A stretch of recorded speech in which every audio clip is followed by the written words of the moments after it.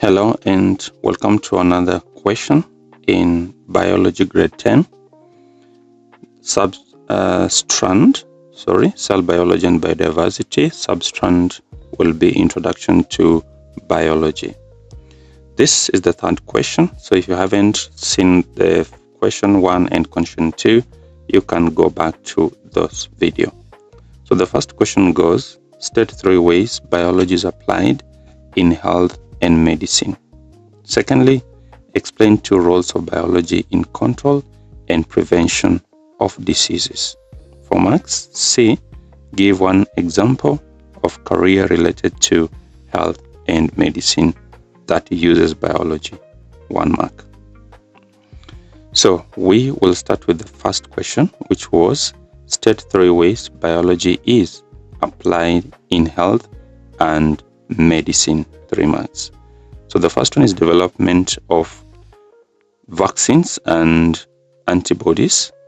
Secondly is diagnostic techniques. For example, we have blood tests and x-rays. Thirdly is surgical procedures and organ transplantation.